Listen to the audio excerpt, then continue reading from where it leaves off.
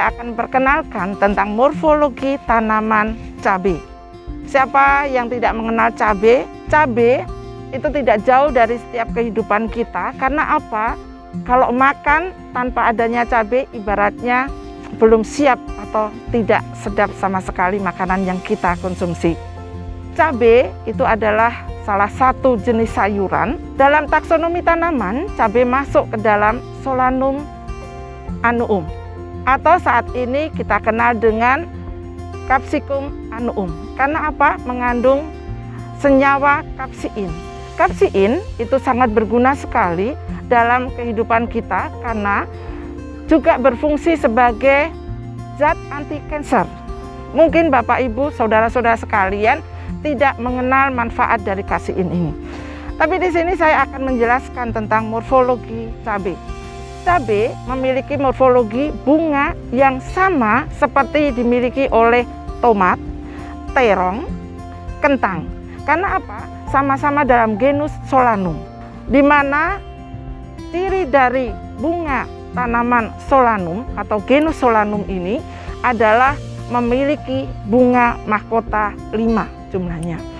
Kemudian untuk daunnya, daun cabai ini permukaan atas dengan permukaan bawah itu sangat berbeda warnanya. Yang permukaan atas berwarna hijau tua, sedangkan yang permukaan bawah berwarna hijau muda. Dan terlihat pertulangan daunnya akan kelihatan jelas.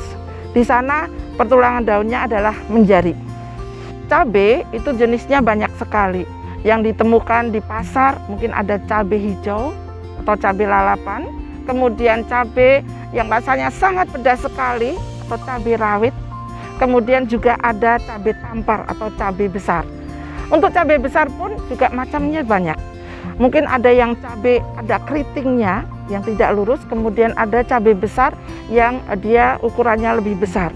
Kemudian tingkat kemasakan cabai itu menunjukkan selera dari pasar, karena cabai bisa dipanen pada saat dia berbuah masih hijau seperti ini.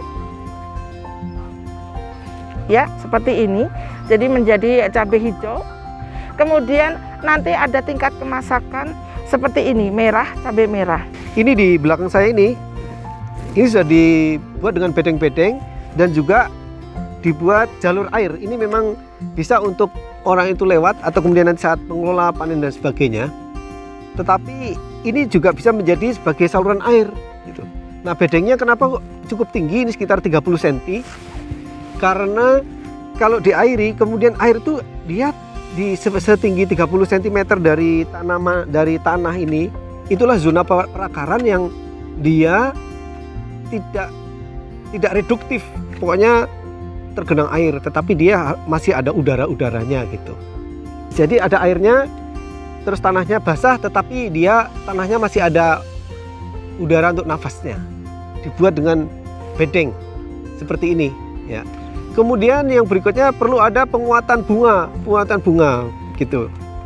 Biasanya cabai itu bunganya akan kuat di musim kemarau, dia akan jadi buah.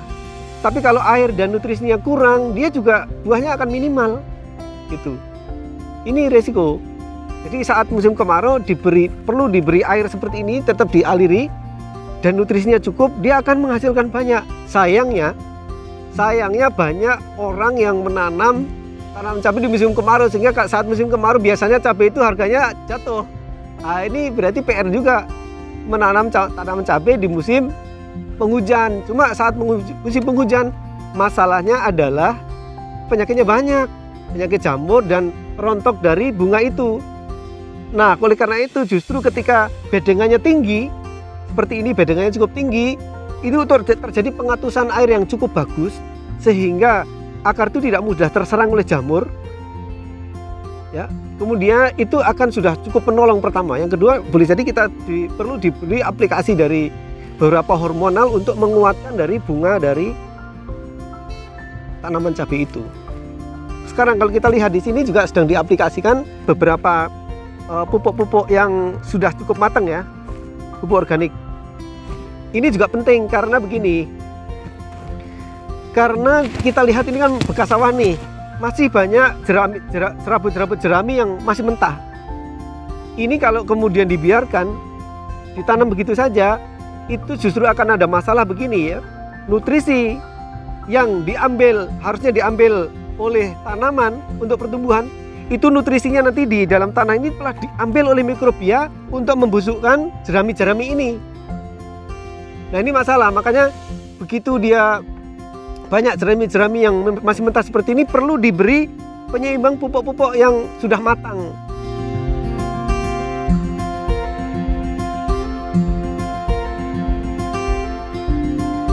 Di dalam mempersiapkan bedeng dan juga jalur untuk air seperti ini yang sangat penting untuk tanaman-tanaman yang disebutkan, ini butuh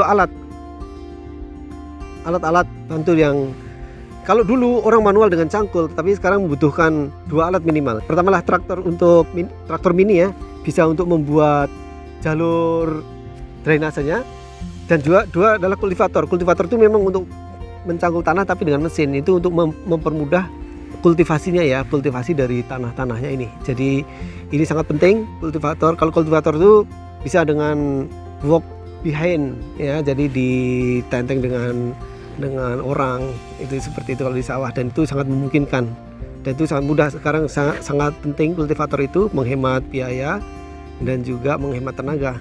Kita pada hari ini ingin memperagakan bagaimana caranya membuat media untuk persemaian. Untuk itu langkah pertama adalah menyiapkan pupuk kandang dan media tanah ya. Tentunya tanah ini adalah diupayakan tanah yang mawur seperti ini ya, supaya apa? Nanti didapatkan pertumbuhan akar yang baik. Nah, kemudian untuk pupuk kandang sudah matang ditandai dengan apa? Pertama, itu sudah tidak bau kotoran ternak ya. Terus yang kedua, warnanya berubah. Kalau kotoran yang segar itu kan warnanya merah, ini warnanya berubah menjadi hitam atau gelap. Nah, berikutnya ini tidak lengket, sehingga antara ya, media tanah dengan pupuk kandang ini nanti dibuat perbandingan 1:1, diaduk merata sehingga ini didapatkan media pembibitan untuk campuran dari tanah ya. Tanah ini kayak ya ladu, intinya adalah tanah itu sudah lembut, remah, dicampur dengan pupuk kandang ya, bisa kotoran sapi, bisa kotoran kambing ataupun kotoran ayam ya. Masukkan di dalam pot tray kan seperti ini, kemudian tinggal diratakan. Nah, dengan metode pakai pot tray ini memerlukan tenaga kerja. Kalau dihitung hari orang kerjanya ini lebih irit dibandingkan kalau menggunakan seperti ini ya. Jadi polybag semen namanya. Di dalam tahap pembuatan media ini tentunya nanti perlu dibuat lembab. Nah, ini tujuannya adalah supaya media ini pada kondisi kapasitas lapang. Nah, kapasitas lapang nanti akan ditunjukkan ya. Ini kalau sudah disiram jenuh air, kemudian tidak ada lagi air yang menetes, namanya kapasitas lapang. Kenapa harus begitu ya? Karena supaya nanti benih yang ditanam tadi ya cukup lembab, sehingga benih itu nanti akan melakukan proses pertama adalah imbibisi. Akan ditanam satu lubang satu biji. Kalau terlalu dalam ditanam ya, ini nanti radikalnya, kemudian daun lembaga yang akan keluar ke permukaan tanah itu terlalu jauh. Nah, kalau terlalu jauh nanti energinya habis, dia nggak jadi bercambah. Ya, ini cabai dari pembibitan akan diperoleh setelah 1 bulan, diperoleh bibit ini yang siap di transplanting. Nah, tentunya untuk bibit yang siap di transplanting itu yang memenuhi kriteria baik, dalam arti bermutu. Bermutunya apa? Tentunya pertumbuhannya baik ya, batangnya lurus, kemudian ini ada daun sejati berjumlah 4 ya, berjumlah yang daun sejati, yang ini bukan, yang daun sejati 4. Kemudian ruas juga antar ruas agak lumayan ada berjarak gitu. Kemudian sebetulnya yang namanya bibit normal itu juga akarnya bagus juga, tetapi ini kan masih ada media ya.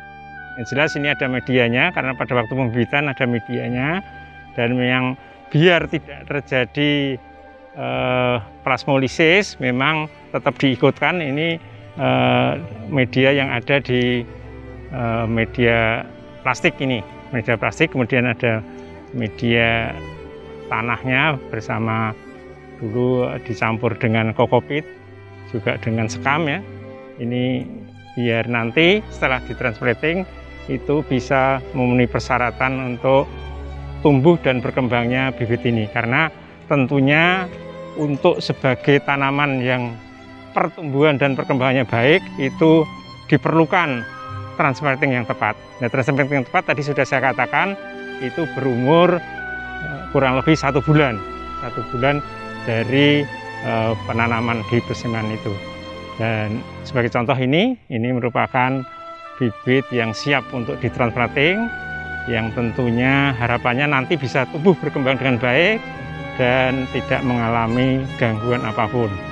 Karena dengan bibit yang bermutu, harapannya tentunya proses metabolisme juga berjalan baik, dan juga yang utamanya tanaman itu fotosintesis ya, fotosintesis berjalan baik, maupun juga respirasi, kemudian net fotosintesisnya itu relatif tinggi, sehingga pertumbuhan cabai itu dapat tumbuh dan berkembang dengan baik yang nanti menghasilkan.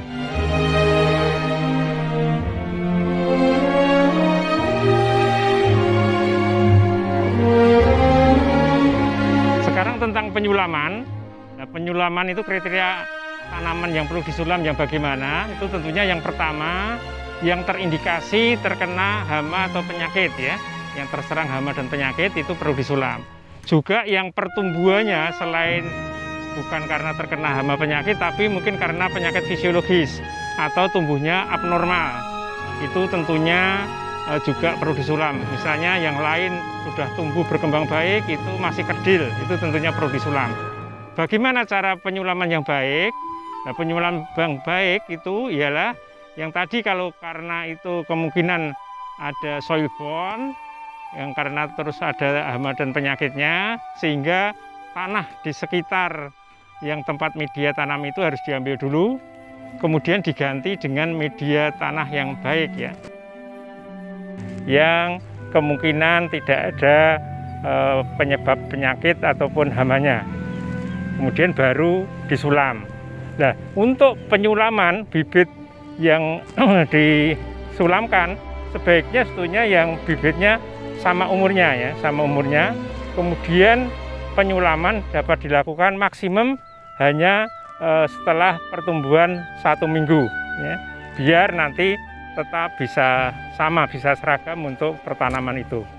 Begitu, jadi sekali lagi pertama harus tahu penyebabnya, kemudian kedua, jadi jangan sampai sulam mati, tapi sulam hidup.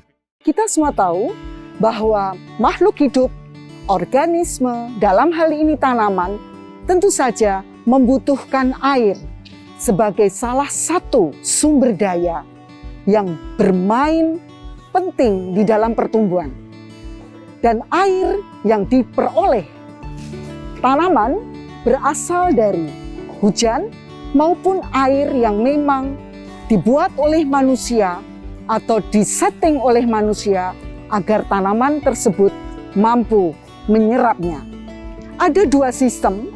Yang pertama adalah sistem drip dengan menggunakan drim yang diletakkan pada ketinggian tertentu, dan yang kedua adalah furrow system atau dalam bahasa Jawa disebut sistem lep. Disinilah perbedaan itu yang hendak dikembangkan. Kita tidak perlu mempermasalahkan akan lebih efektif yang mana. Namun demikian, kedua hal itu perlu dipertimbangkan berdasarkan kondisi atau area di mana air tersebut diberikan atau disiramkan kepada tanaman.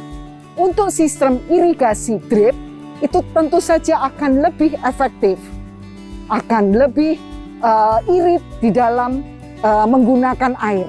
Namun dalam sistem furrow ini ternyata bahwa memang sistem lep itu membutuhkan air yang lebih banyak. Oleh karena itu tergantung dari sumber daya air. Apakah memang air itu tersedia ya secara alamiah atau memang harus dipersiapkan oleh manusia. Namun demikian, di samping keberadaan air juga perlu dipertimbangkan bagaimana manusia di dalam mengelola tanaman. Misalnya berdasarkan jarak tanam, seberapa jauh antar satu tanaman dengan tanaman yang lain, dan kemudian karakter dari tanaman itu sendiri menentukan seberapa besar air yang dibutuhkan. Untuk tanaman-tanaman seperti cabai ataupun sayur-sayuran yang lain, ini merupakan tanaman yang memang membutuhkan air relatif lebih banyak pada saat masa pertumbuhan hingga menghasilkan.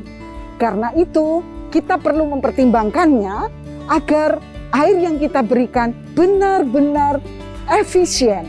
Artinya tidak banyak terbuang, semuanya bisa diserap oleh tanaman dengan cukup efektif. Hal itulah yang tentu saja akan membuat kita semua senang dan bangga bahwa itulah karakter orang-orang pertanian, harus mengutamakan bagaimana keberhasilan itu.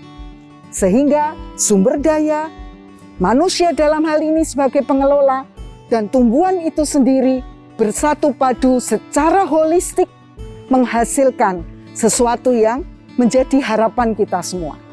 Itulah saya kira yang bisa saya sampaikan pada kesempatan ini, dan apabila ada hal yang memang perlu ditanyakan, di lain kesempatan kita bisa saling berbagi di sini. Kali ini kita akan berbicara tentang salah satu kegiatan dalam budidaya cabai, yaitu kegiatan pemupukan. Nah, kebetulan juga di lapangan sedang ada kegiatan pemupukan dalam tahap rangkaian budidaya cabai. Nah, sebelum kita melihat bagaimana cara memberikan pupuk, maka kita lihat dulu apa saja pupuk yang atau bagaimana kita memberikan pupuk pada tanaman cabai. Nah, sebenarnya pupuk pada tanaman cabai itu digunakan atau dilakukan untuk memenuhi kebutuhan hara yang memang itu dirasa belum cukup untuk mendukung pertumbuhan tanaman. Nah, bagaimana agar mendapatkan hasil yang baik dari pemupukan itu, maka kita harus mengetahui bagaimana tanaman yang akan kita tanam tersebut. Dalam hal ini adalah cabai. Nah, untuk cabai, maka pertama kali setelah dilakukan pengolahan tanah, kemudian diikuti dengan pembuatan bedengan. Nah, pada saat sudah ada bedengan tersebut, maka kita berikan pemupukan dasar. Pemupukan dasar apa yang kita lakukan atau yang kita berikan itu adalah pupuk kandang. Nah, berapa jumlahnya itu berkisar antara idealnya 15 sampai 20 ton per hektar. Namun juga itu tidak sedikit jumlah tersebut, maka kita menyesuaikan dengan kondisi real. Syukur-syukur itu terpenuhi. Nah, itu kemudian kita berikan di dalam bedengan tersebut. Nah, bersamaan dengan pemberian pupuk kandang tersebut atau pupuk organik, juga diberikan pupuk NPK sebagai starternya nanti. Itu kita berikan bersamaan dengan pupuk kandang yang kita berikan ke setiap bedengan. Nah, berapa jumlah pupuk kandang dan pupuk NPK yang kita berikan itu tergantung dari ukuran bedengan masing-masing. Tapi kisarannya adalah tadi dengan dosis yang 15 sampai 20 dan untuk NPK-nya sekitar 500-an kilogram NPK. Karena memang tanaman cabai itu memerlukan jumlah hara yang cukup tinggi, maka untuk memacu pertumbuhannya juga baik, maka saat pindah tanam itu diberikan juga pupuk starter, yaitu NPK saja. NPK. Caranya bagaimana? Diberikan ke masing-masing lubang tanam setelah itu disiapkan. Itu sebagai pupuk yang selain pupuk dasar tadi adalah pupuk starter pada saat tanam. Setelah itu kita tunggu tanamannya sampai berumur kurang lebih 2 minggu, kita beri lagi pupuk susulan namanya. Nah, pupuk susulan itu bisa kita gunakan pupuk urea, kemudian ZK, kemudian KCL, tetapi kita gunakan jenis pupuk yang lain pun juga nggak masalah. Seperti contohnya adalah NPK. Jadi kita larutkan pupuk itu di dalam air ya, kemudian kita aduk, kemudian air itu kita siramkan pada tanaman yang sudah kita pindah tanaman. Hal tersebut dilakukan dimulai dari minggu kedua setelah tanam dengan interval waktu 1 minggu sampai kepada saat tanaman itu dipanen.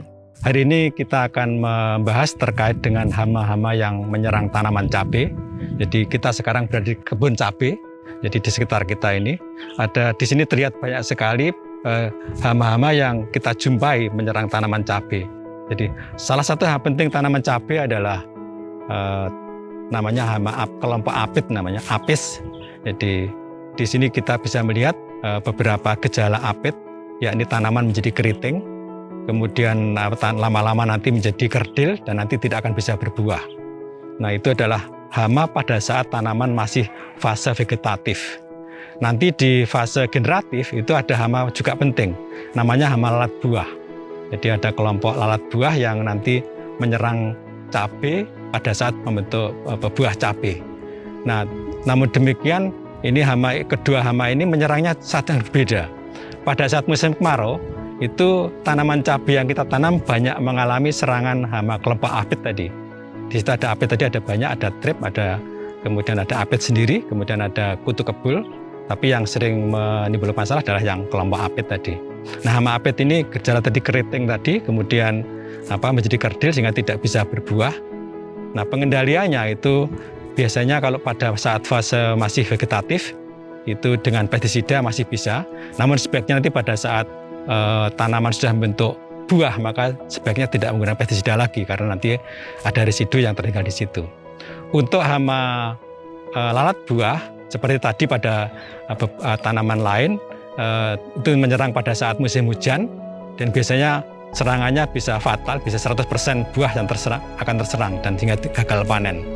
Nah, pengendalian yang aman karena merupakan buah yang dikonsumsi langsung, maka sebaiknya menggunakan sekatratan, yakni perangkap untuk lalat jantan, sehingga diharapkan nanti lalat betina yang datang ke situ tidak bisa kawin karena lalat jantan sudah terperangkap oleh atraktan. Ini cukup efektif untuk mengendalikan hama lalat buah. Saya akan mendasarkan sedikit ini, meskipun sebenarnya kalau kita bicara penyakit cabai pada umur yang demikian ini biasanya memang banyak sekali di sini. Di sini ada layu, kemudian di sini ada bercak Cercospora, kemudian ada penyakit kuning ini ya, yang ujung-ujungnya seperti kuning, keriting seperti ini, itu yang merupakan insect borne atau tular serangga. Kemudian yang paling barangkali yang sering paling ditakuti petani itu adalah ini yang penyakit layu ini, seperti ini. Ini sudah mulai produksi, barangkali mulai panen pertama sudah langsung layu. Untuk mengatasi ini itu memang harus sejak awal karena ini merupakan patogen yang memang ada dua sebenarnya penyebabnya, yaitu yang satu itu layu bakteri disebabkan oleh Ralstonia solanacearum, kemudian yang kedua adalah disebabkan oleh jamur yaitu Fusarium oxysporum formasvellir lycopersii. Keduanya ini itu merupakan memang ya kadang-kadang sulit, dari gejala itu sulit. Jadi kalau apalagi yang di atas, biasanya kita bisa membedakan kalau kita membuka jaringan batangnya kita potong itu ya. Kalau yang bakteri itu biasanya kalau kita taruh di tempat air bening itu ternyata akan keluar bakterinya yang kelihatan akan seperti kabut begitu ya. Itu merupakan bakterinya, itu untuk membedakannya. Nah, keduanya merupakan tular tanah ya. Sehingga di sini itu akan potensi. Jadi ketika kalau tanaman itu merupakan ada tetangganya atau tanaman sebelumnya, tanaman yang sejenis, misalnya di sini sama-sama Solanaceae, itu akan potensi tinggi sekali. Resikonya akan tinggi sekali. Biasanya akan kematian itu akan besar sekali persentasenya. Ini tidak tahu, ini persentasenya cukup besar sekali di sini. Ini karena apa? Bisa juga karena dari tetangga, karena itu termasuk apalagi yang bakteri itu tular air ya.